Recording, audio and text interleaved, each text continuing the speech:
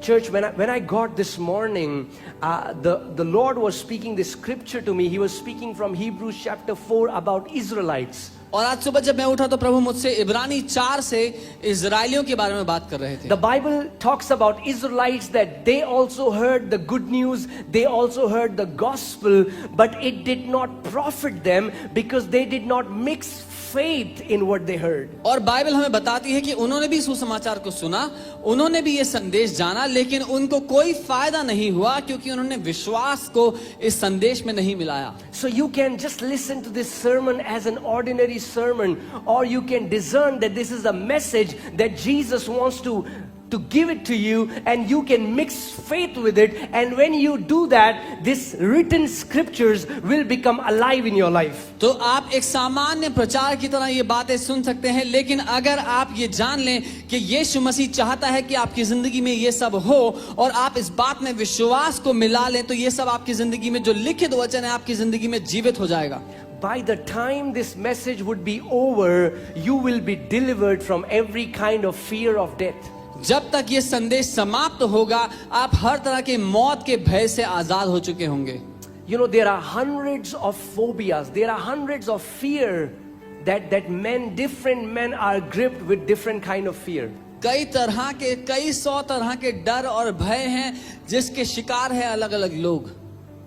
But the foundation, the root of every fear is the fear of death. लेकिन हर उस भय, हर उस डर की जो जड़ है वो है मौत या मृत्यु का डर. And Bible says that Jesus tasted death so that he could redeem us and deliver us from the fear of the death. और बाइबल कहती है यीशु ने मृत्यु को चखा ताकि वो हमें छुड़ा सके, मृत्यु से आजाद कर सके. And God wants to deliver you completely from the fear of death. और परमेश्वर चाहता है वो आपको पूर्ण रूप से मृत्यु के डर से आजाद कर दे. In fact, the Bible says in 2 Timothy 1:7, Bible says God has not given us the spirit of fear, but of power, of love and of sound mind. और बाइबल 2 तिमोथी 1 उसके 7 में कहती है कि परमेश्वर ने हमें डर का आत्मा नहीं दिया, लेकिन उसने प्रेम, सामर्थ्य और एक सही बुद्धि का आत्मा हमें दिया है. Fear is the forerunner of Satan. डर शैतान के आगे चलने वाली वो आत्मा है. Before Satan can do anything in anybody's life, what he does is he releases the spirit of fear into that person's life. इससे पहले कि शैतान किसी के जीवन के करीब भी आ पाए, वो पहले उस भय की आत्मा को उनके सामने भेजता है. And when a person embraces the fear, embraces that spirit begins to prophesy all the wrong things that the enemy wants to do in that person's life. और अगर कोई व्यक्ति उस भय की आत्मा से हाथ मिला ले तो वो आत्मा सारी बुरी बातों की भविष्यवाणी उस व्यक्ति के जीवन में करने लग जाती है जो दुश्मन चाहता है कि उनके साथ हो. In fact, in the book of Job, Job says that all my fears have come upon me. और अगर आप अय्यूब की किताब में देखें तो वहां अय्यूब कहता है कि मेरे सारे डर मुझ पर आ पड़े हैं. Because fear is an earnest expectation that something wrong would happen to me or my family. क्योंकि डर एक ऐसी भावना है, एक ऐसी उम्मीद है कि कुछ बहुत बुरा या मेरे परिवार के साथ होने वाला है. And it's not just an emotion. The Bible tells us that there is a demonic spirit behind fear. और ये केवल एक भावना नहीं, इसके पीछे एक दुष्ट आत्मा भी है. But the Bible also says that God has not given us the spirit of fear, but God has given us His Holy Spirit. इसीलिए बाइबल कहती है परमेश्वर ने हमें डर और भय का आत्मा नहीं दिया, उसने हमें पवित्र आत्मा दिया है. And today, by the time this message gets over, you will be completely delivered from the spirit of fear. और आज जब तक ये संदेश समाप्त होगा, आप पूरी तरह डर और भय की आत्मा से आजाद हो चुके होंगे. The Bible says in book of Ephesians chapter 6 verses 16 that faith is a shield. इफिसियों 6 उसके 16 में बाइबल कहती है विश्वास एक ढाल है. And with the shield, the Bible commands us that we need to use that shield to quench all the fiery darts of the enemy. और उस ढाल का इस्तेमाल करके बाइबल हमें कहती है कि दुश्मन के सारे तीरों को नाश करो. So it's time to walk in faith like never before. इसलिए ये वो समय है कि हम विश्वास में ऐसे चले जैसे आज तक ना चले हों. The Bible says just shall live by faith. Bible कहती है धर्मी जन विश्वास से जिंदा रहेंगे. And I believe that time has come. और मैं मानता हूं कि वो समय आ गया है. I'm not saying that we should not be cautious. मैं ये नहीं कह रहा हूँ कि हमें पता ना हो कि बाहर क्या चल रहा है, दुनिया में चल क्या रहा है.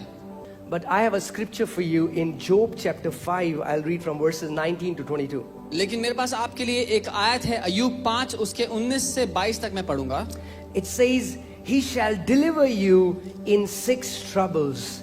Yes, in 7 no evil shall touch you. और वहां कहता है, वह तुझे 6 विपत्तियों से छुड़ाएगा, वरन 7 से भी तेरी कुछ हानि ना हो पाएगी. In famine he shall redeem you from death, and in war from the power of the sword. अकाल में वह तुझे मृत्यु से और युद्ध में तलवार की धार से बचा लेगा. You shall be hidden from the scourge of the tongue, and you shall not be afraid of destruction when it comes.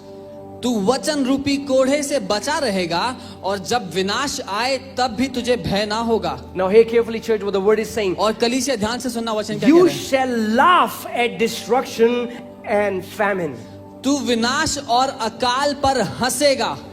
The Bible is saying that when there is destruction all around, the people who know who their God is, they are going to laugh at the destruction. Bible कहती है जब चारों ओर विनाश हो रहा होगा, तो वो लोग जो अपने परमेश्वर को जानते हैं वो उस विनाश पर हंसेंगे. We are not saying that we are insensitive and what is happening around, we don't mourn or we are not sensitive to how many people are dying by this virus. हम ये नहीं कह रहे कि हम चिंता ही ना करें, हम परवाह ना करें कि बाहर क्या चल रहा है, कितने लोग मर रहे हैं, उनके साथ हम सहानुभूति भी ना दें. मैं ये नहीं कह रहा हूँ. It's time that we as a church come on our knees and pray for our nation, pray for the world like never before. ये समय है कि कलीसिया होने के रूप में हम अपने घुटनों पर आकर अपने देश के लिए वैसे प्रार्थना करें जैसा आज तक ना किया हो. But also we live in an age where we are bombarded with information. लेकिन क्योंकि हम एक ऐसे समय में जी रहे हैं जहां पर बहुत सारी जानकारी हमारे ऊपर डाल दी जाती है. Where the news, the media are giving us updated information in what is happening in every 10 minutes. You can go and you can see there is something new that is being updated. जहां पर news और media में हर 10 minute आप जाकर देख सकते हैं, कुछ नया बता रहे हैं, कुछ नया हो रहा है. And this is what Lord told me. Fear, it feeds on information. और ये है जो परमेश्वर ने मुझसे कहा कि डर जानकारी के द्वारा राज्य करता है. Because information comes by your 5 senses. क्योंकि जो जानकारी आप बटोरते हैं वो अपनी 5 ज्ञान इंद्रियों के भरोसे बटोरते हैं. But faith feeds on revelation. लेकिन विश्वास प्रकाशन के भरोसे राज्य करता है. When the Rhema word comes from the scripture, it becomes alive. Faith feeds on Rhema. जब परमेश्वर का जीवित वचन निकल के आता है आपकी जिंदगी में, तो विश्वास उस जीवित वचन के द्वारा आपके जीवन में राज्य करता है. So I want to ask you a question. तो मैं आपसे सवाल करता हूं, Where is your attention right now? आपका ध्यान किस तरफ है इस समय? Where is your attention right now? आपका ध्यान किस ओर केंद्रित है?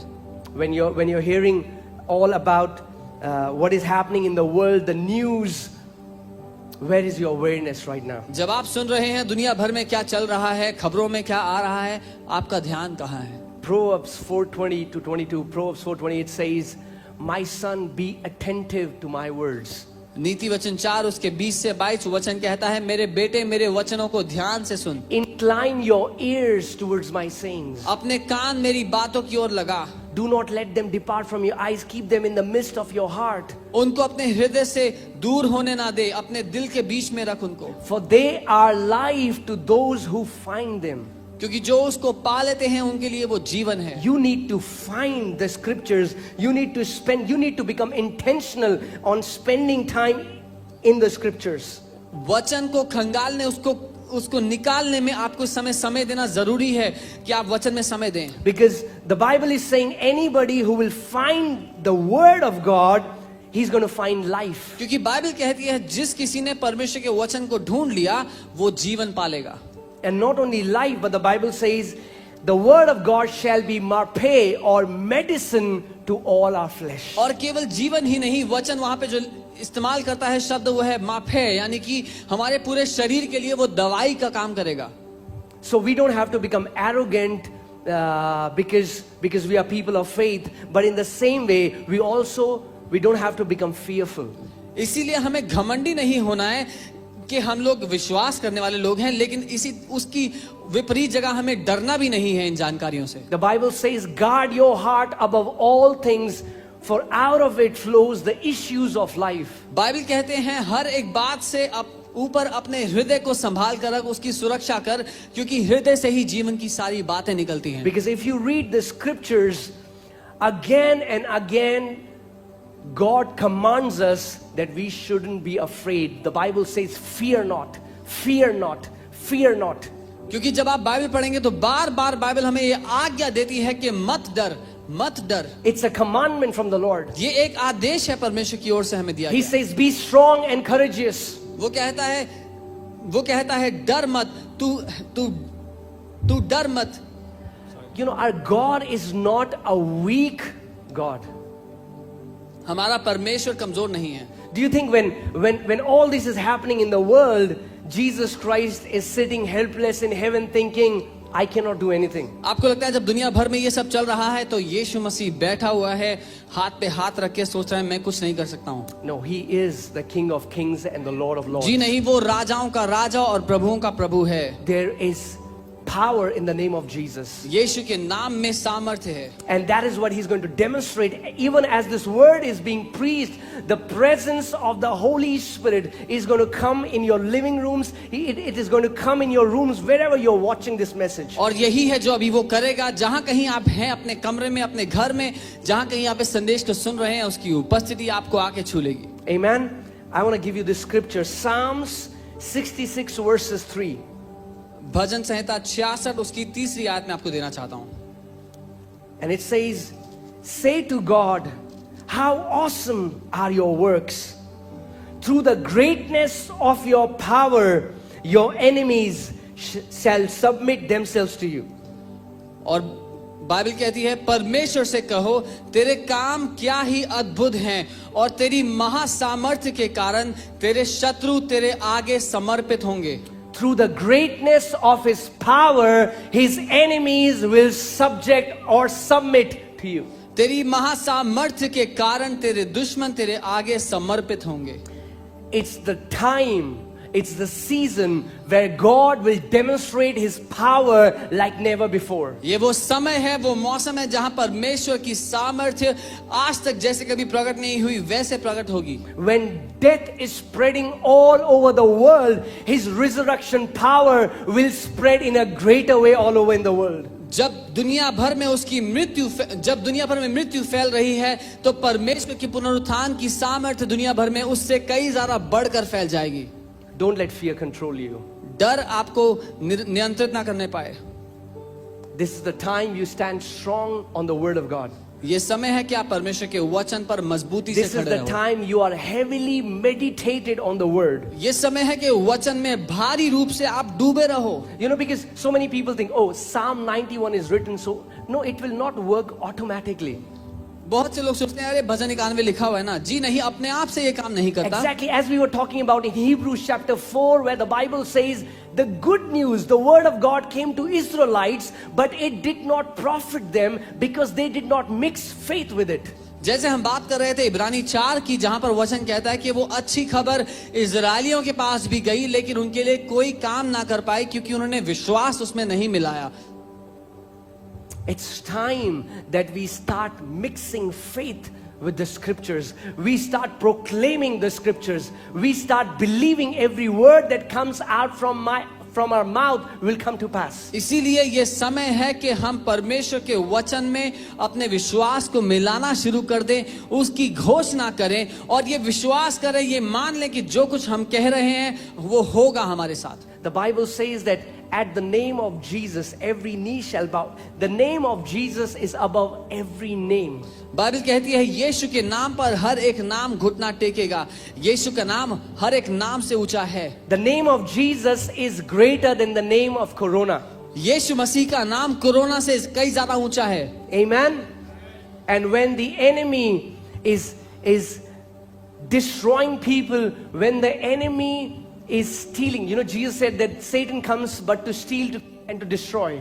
और जब दुश्मन लोगों को नाश कर रहा है, उनके जीवनों में हत्या कर रहा है, बाइबल कहती है, यीशु ने कहा कि दुश्मन चोरी करने, हत्या करने और नाश करने आता है। I believe with all my heart that this is the time the church is going to witness the greatest power of God what we have ever heard or ever witnessed. और मैं जानता हूं कि ये वो समय है कि कलीसिया परमेश्वर की ऐसी अद्भुत सामर्थ्य का अनुभव करने वाली है जो हमने आज तक नहीं की। So arise and shine. इसीलिए उठो और प्रकाशमान हो। The Bible says when it will be darkness in the world, that is the time when the glory of the Lord will arise upon his body. और बाइबल कहती है जब दुनिया में अंधेर होगा, अंधकार होगा, ये वो समय है जब उसकी देह, उसकी कलीसिया प्रकाशमान होगी। It's the time when the church has to learn to walk in absolute dominion. और ये समय है जब कलीसिया को सीखना है अखंड प्रभुता में कैसे जीना है। You know, today I was just reading about this, meditating this scripture. आज मैं वचन पर मनन कर रहा था, इसके बारे में पढ़ रहा था। You know, in Genesis 1:28, the Bible says when God made Adam and Eve, He blessed them and He said, "Be fruitful and multiply." और आप जानते हैं उत्पत्ति 1:28 में जब परमेश्वर ने आदम और हवा को बनाया तो उसने कहा, उसने उनको आशीष दी और कहा फूलो फलो और पृथ्वी पर भर जाओ। He said, "Fill the earth and subdue it. उन्होंने कहा पृथ्वी पर भर जाओ और उसको अपने वश में कर लो। Have dominion over the fish of the sea, मछलियों पर प्रभुता करो, over the birds of the air, पक्षियों पर प्रभुता करो, and over everything that moves upon the earth." और जो कोई वस्तु पृथ्वी पर चलती फिरती या रेंगती है उस पर प्रभुता करो। I want you to focus on this part of the मैं scripture. चाहता हूं आप वचन के इस जगह पर ध्यान दें। God is saying, परमेश्वर कह रहा have है dominion प्रभुता करो over every living thing that moves upon the earth. हर एक जीवित वस्तु पर जो पृथ्वी पर चलती और फिरती है। Do you know that coronavirus is a living thing? क्या आप जानते हैं कोरोना का जो वायरस है वो जीवित है? And God is telling us और परमेश्वर हमें कह that रहा है we need to take dominion over every living thing that moves upon the face of the earth. परमेश्वर हमसे ये कह रहा है कि हमें अधिकार लेना है हर एक उस जीवित बात पर जो पृथ्वी पर चलती और फिरती है। Jesus Christ has given us the greatest authority. यीशु मसीह ने हमें सबसे बड़ा अधिकार दिया है। We just need to use that authority. हमें केवल उसका इस्तेमाल करना है। You know, this is one of my favorite scripture in the Bible. ये मेरी पसंदीदा आयतों में से एक है। Psalm 110 verses 2. भजन 110 उसकी दूसरी आयत। It says, "The Lord shall send the rod of your strength out of Zion." और ये कहता है तेरे पराक्रम का राजदंड यहोवा सिय्योन से बढ़ाएगा। Rule in the midst of your enemies. तू अपने शत्रुओं के बीच में शासन कर। I want you to start treating corona as your enemy. मैं चाहता हूं कि आप कोरोना को अपने दुश्मन के रूप में व्यवहार करें उसके साथ। You know, the Bible says the last enemy that shall be defeated is death. God considers death as his enemy. और बाइबल कहती है जो आखिरी दुश्मन जिसका हराया जाना होगा वो है मृत्यु। आप जानते हैं परमेश्वर मृत्यु को अपना दुश्मन मानता है। And he wants you to take death as your enemy. और वो चाहता है कि आप मृत्यु को अपना दुश्मन मान लें। So I want to declare this, I want to prophesy is that spirit of death will not touch you. Spirit of death will not touch your family. Spirit of death will not touch your kids. In the name of Jesus, you are divinely protected. इसीलिए मैं इस बात की घोषणा आपके ऊपर करता हूं कि मृत्यु की आत्मा आपको नहीं छू पाएगी, वो आपके परिवार को नहीं छू पाएगी, मृत्यु की आत्मा आपके बच्चों को नहीं छू पाएगी, क्योंकि अलौकिक रूप से आप सुरक्षित हैं। Amen, church. It's Jesus Christ who is holding. और यीशु मसीह है जो सब थामे बैठा है। He's holding us. वो हमें थामे बैठा है।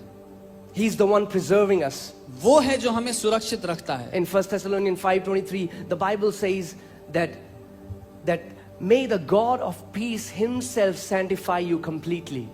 पहला थिस्सलुनीकियों 5 उसका 23 बाइबल कहती है कि जो शांति का परमेश्वर है वो स्वयं ही तुम्हें शुद्ध रखे। And may your whole spirit, soul and body be preserved blameless till the coming of our Lord Jesus Christ. और तुम्हारी संपूर्ण प्राण, देह और आत्मा मसीह यीशु के आने तक संभाली जाए। I want to tell you that you are divinely protected. मैं आपको बता देना चाहता हूं कि अलौकिक रूप से आप सुरक्षित हैं। The same God who was the God of Moses, the same God who was the God of Daniel, God of Elijah, God of Elisha, God of Peter, is the same God that we serve. And the Bible says He is the same yesterday, today, and forever, and He changes not. वही परमेश्वर जो मूसा का परमेश्वर था, जो एलिया का परमेश्वर था, जो दानियल का परमेश्वर था, वही हमारा परमेश्वर है। और बाइबल कहती है वो एक सा है और कभी नहीं बदलता। God is commanding us that He's telling us to take our rod. We need to stretch forth our rod. And rod is what? The Word of God, Jesus Christ. God is telling us you need to stretch forth your rod and you need to rule in the midst of your enemies. परमेश्वर हमें आदेश दे रहा है कि अपने राजदंड को बढ़ाओ। वो राजदंड क्या है? वो वचन है जो यीशु मसीह ने हमें वचन दिया है। वो चाहता है कि हम उस वचन को बढ़ाएं, उसको बोलें और अपने शत्रुओं के बीच में प्रभुता करें। There is only way that the enemy will submit before the church, and that is through the greatness of his power. केवल एक ही तरीका है कि दुश्मन परमेश्वर के आगे या कलीसिया के आगे घुटने टेकेगा, और वो है उसकी सामर्थ्य के द्वारा। So it's time we start to mix faith in everything that we read. इसीलिए जरूरी है कि हम विश्वास को मिलाना शुरू कर दें जो कुछ हम पढ़ते हैं उसमें। It's not just something that we are affirming mentally, but it is something that is even changing the pictures of our heart. ये कुछ ऐसा नहीं जो केवल हम मानसिक रूप से कहते हैं, लेकिन ये वो है जो हमारे अंदर, हमारे हृदय में जो तस्वीरें हैं उसको भी बदल देता है। Amen. You know, so many people, when they hear news like that, the pictures in their heart begins to change. बहुत से लोग जब वो ऐसी खबरों को सुनते हैं तो उनके अंदर, उनके हृदय में जो तस्वीरें हैं वो बदलने लगती हैं। They start seeing death. They start seeing destruction. They start seeing their businesses going down. They start seeing that they will not have money to survive. The news, the information outside starts to change the image in their heart. वो जो खबर वो बाहर से सुनते हैं उसके कारण उनके हृदय के अंदर जो तस्वीर है वो बदलने लगती है। वो मृत्यु को, नाश को, हानि को, वो कमी को अपने जीवन में, अपने व्यवसाय, अपनी हर एक बात में देखने लगते हैं।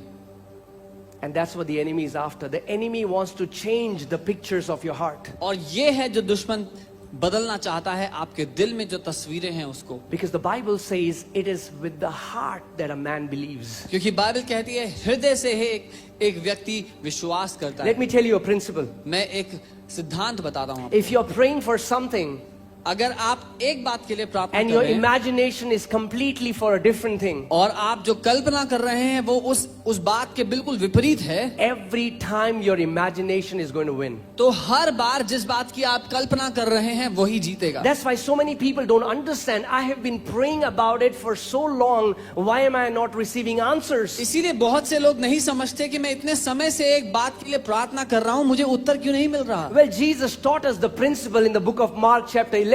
तो यीशु ने मरकुस 11 में हमें इसका सिद्धांत सिखाया He था। said, when you pray, उसने कहा जब तुम प्रार्थना करो believe.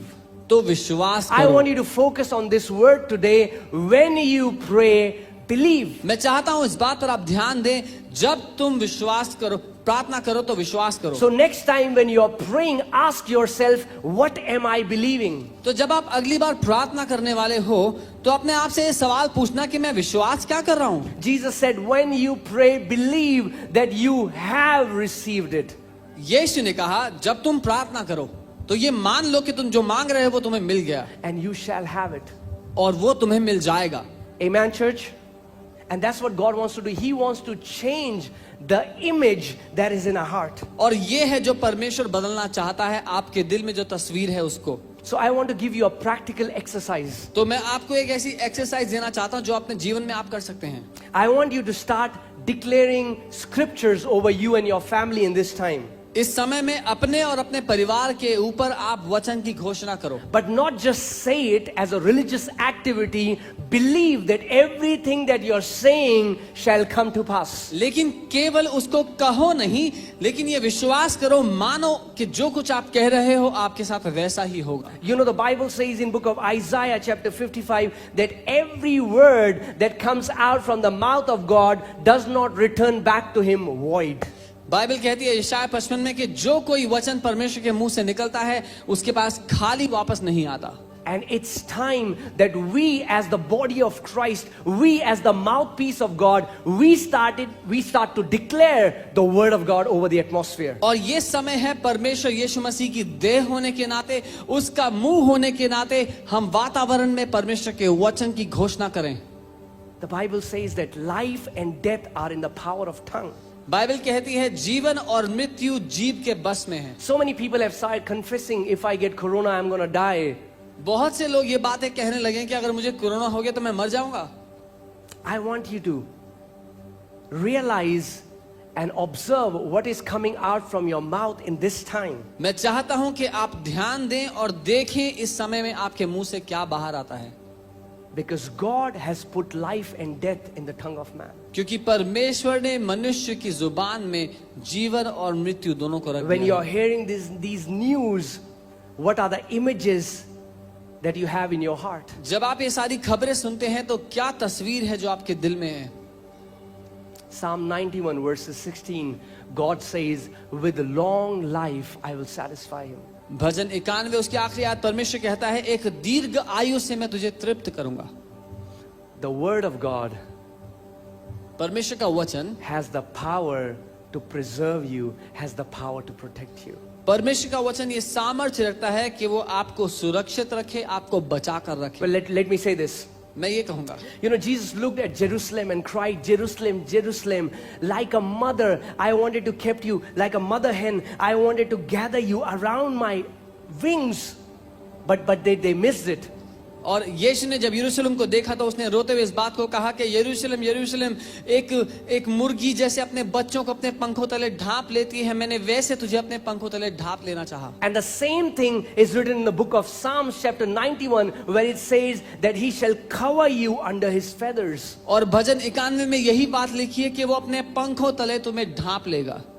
And Jesus Christ is the word of God. और यीशु मसीह परमेश्वर का वचन है। When you are hidden under the word, you are hidden under his wings. जब आप परमेश्वर के वचन के अधीन छुपे हुए हो तो आप यीशु मसीह के उन पंखों के अधीन छुपे हुए हो। When you have surrendered and submitted your thoughts, everything under the word, you are hidden under the wings of Almighty God, and nothing will be able to touch you. जब आपने अपने विचारों को, अपने दिल में उठने वाली सारी बातों को उसके प्रति उसके अधीन समर्पित कर दिया है तो वो आपकी देखरेख करना जानता है, आपको कोई भी बात छू नहीं पाएगी। Amen. No doctor will have a final say in our life. किसी भी डॉक्टर के शब्द हमारे जीवन के आखिरी शब्द नहीं No होंगे। expert will have a final say in our life. कोई विशेषज्ञ हमारे जीवन के आखिरी शब्दों को नहीं कहेगा, But the word of God has the final say in our life. लेकिन परमेश्वर का वचन हमारे जिंदगी का वो आखिरी वचन है। And the word of God declares that with long life I will satisfy you and show you my salvation. और परमेश्वर का वचन यूं कहता है कि एक दीर्घ लंबी आयु के साथ मैं तुझे तृप्त करूंगा और अपना उद्धार तुझे मैं दिखाऊंगा। And if we really believe what the word is saying, और अगर आप सच में विश्वास करते हैं जो वचन कह रहा then है we need to fill our imagination with this word. तो अपनी कल्पनाओं में हमें इस वचन को भरना जरूरी है। That means every night before you go to bed, इसका मतलब हर रात सोने से पहले you should close your eyes and see that your kids have become, they have grown up, and even they have kids, and even their kids are having kids, and you have grown as a full age, you have grown to your full age, and you are living a sickness free life. और इसीलिए जरूरी है, मैं कहूंगा कि आप सोने से पहले इस तस्वीर को अपने हृदय में देखें कि आप कि जो बच्चे हो गए हैं, आपके बच्चों के भी बच्चे और उनके भी बच्चे हो गए हैं और आपने दीर्घ आयु को प्राप्त किया है, एक लंबी जीवन आपने जी लिया है। Amen. Corona cannot take you from this earth before you have fulfilled your call. Corona आपको इस पृथ्वी से हटा नहीं सकती जब तक आपने अपने जीवन के उद्देश्य को पूरा नहीं कर No दिया। sickness, no disease will take you out of this earth until you have fulfilled your race and you have been satisfied by God. कोई भी बीमारी, कोई भी बात आपको इस जीवन से हटा नहीं सकती जब तक आपने अपनी दौड़ को पूरा नहीं कर लिया और आप संतुष्ट नहीं हो गए अपने जीवन से। That's what the scripture is saying. With long life I will satisfy him. ये है जो वचन कहता है, दीर्घ आयु से मैं तुझे तृप्त करूंगा। It won't be a life full of miseries, it will be a life where you will be satisfied by the goodness of God. वो निराशाओं भरा जीवन नहीं, लेकिन वो एक ऐसा जीवन है जहां पर आप परमेश्वर की भलाई पर भलाई देखते चले गए। That's what David was being assured of, this thing, that I will see the goodness of God in the land of the living.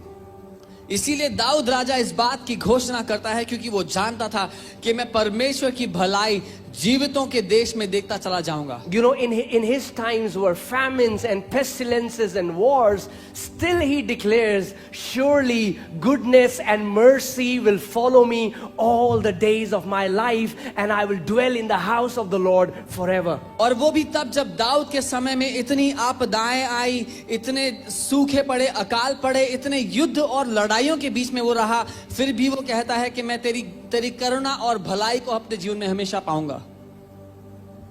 So intentionally, इसीलिए मैं कह रहा हूँ Every जानबूझ के हर रात before को you go to bed, सोने से पहले meditate the scriptures. वचन पर मनन करो, Meditate Psalm 91. भजन 91 पर मनन करो, Speak to yourself. अपने आप से बात करो। My God will satisfy me with a long life. मेरा परमेश्वर मुझे दीर्घ आयु से तृप्त करेगा। No weapon that is formed against me and my family will prosper. मेरे और मेरे परिवार के विरोध में बनाया गया कोई भी हथियार सफल नहीं होगा। See yourself of full age. अपने आप को पूरी लंबी आयु जिया हुआ देखिए।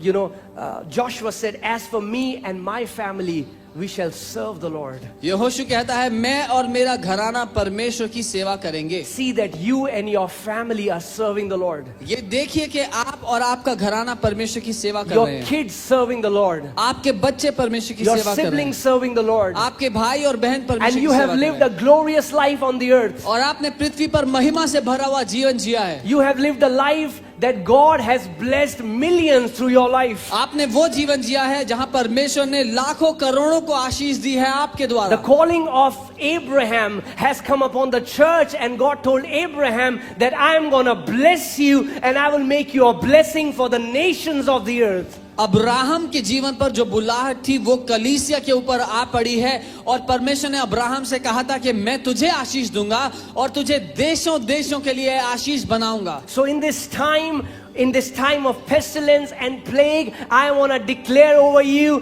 that God is going to bless you and make you a blessing for the nations in the name of Lord Jesus Christ of Nazareth. इसीलिए इन आपत्तियों और आपदाओं के बीच में मैं कहता हूं, परमेश्वर आपको आशीष देगा और आपको आशीष का कारण बनाएगा देशों देशों के लिए।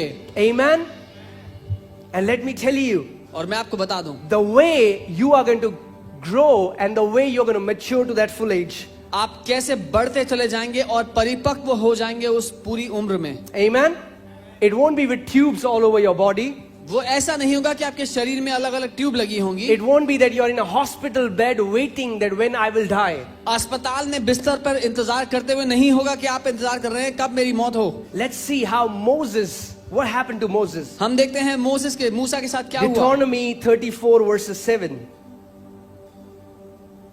व्यवस्था विवरण 34 verses 7. 34 उसका 7। It says, Moses was 120 years old when he died. His eyes were not dim, nor his natural vigor diminished. व्यवस्था विवरण 34 और उसकी 7वीं आयत यहां कहती है, मूसा अपनी मृत्यु के समय में 120 वर्ष का था, परंतु ना तो उसकी आंखें धुंधली पड़ी और ना उसका पौरुष घटा था। One man who went against a nation. वो एक आदमी जो पूरे देश के विरोध में चला गया। Do you know that Egypt was the most powerful nation at that time? क्या आपको पता है उस समय मिस्र सबसे सामर्थी, सबसे शक्तिशाली देश था। And God raised one man to deliver a nation. और परमेश्वर ने एक मनुष्य को उठा के खड़ा किया उस अपने देश को वहां से छुड़ाने के लिए। Many times you will think, oh, what can I do? I'm just a man. What can my prayer do? The Bible says prayer of a righteous man avails much. It releases tremendous power. हो सकता है आप सोचते हो कि मैं तो एक साधारण पुरुष हूं, मेरे से क्या होगा, लेकिन बाइबल कहती है एक धर्मी जन की विश्वास की प्रार्थना में बहुत सामर्थ होता है। Amen. And if Moses can go home when he was 120 years old, और अगर मूसा घर वापस जा सकता है जब वो 120 साल का था, what about you? तो आपके बारे में क्या? Psalm 91 was not even written at that time. उस समय तो भजन एकान में लिखा We भी have a नहीं गया था। scripture to stand on. हमारे पास तो वचन है जिस पर हम You खड़े have हो a सकते word हैं। of God to stand on for you and for your family. आपके पास परमेश्वर का वचन है खड़े होने के लिए, अपने और अपने परिवार के लिए, That with long life He's going to satisfy me and my कि family. लंबी आयु के साथ वो मुझे और मेरे परिवार को तृप्त करेगा And He's going to show me His और salvation. अपना उद्धार वो मुझे दिखाएगा। So church, I just want to encourage you इसीलिए today. कलीसिया मैं आपको प्रोत्साहित करता हूँ आज, Don't let fear control you.